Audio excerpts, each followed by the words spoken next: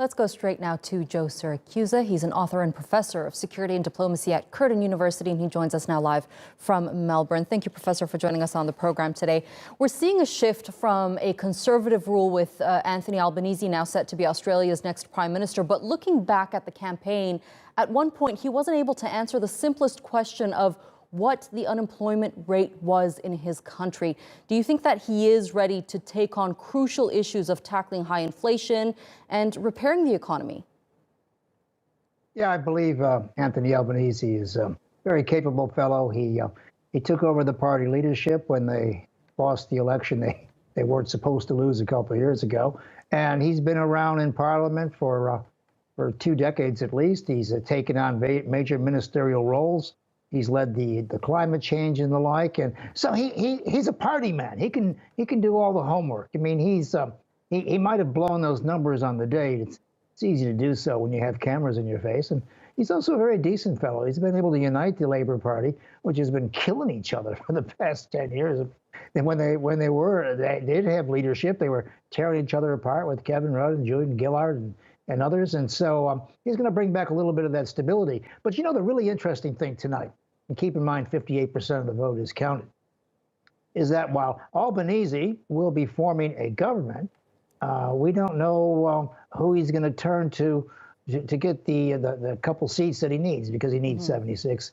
He's got 72 guaranteed right now. So he's going to extend across the aisle, cross benches. And these people who are in this position and these minorities, they're able to exact a great deal of things. And so he may have to make certain concessions on that. But look, he'll be good for the country. And the other thing, too, is the polls are wrong. They all both suggested maybe a swing towards the Labour Party. The Labour Party swing was only 2.1%. In terms of the primary vote, and here we do things in terms of preferential voting, in terms of the primary vote, he only got 31% of the vote in Australia. That's the lowest number in the history of the Federation.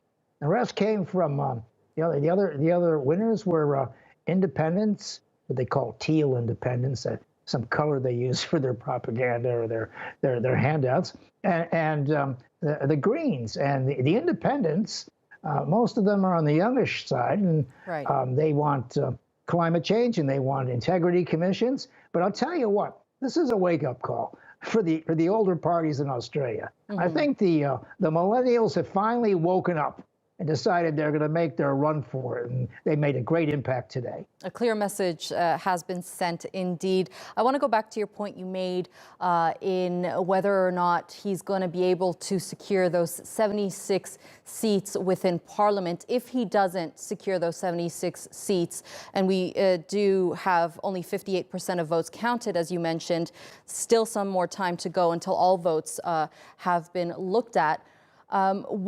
What will he have to do moving forward?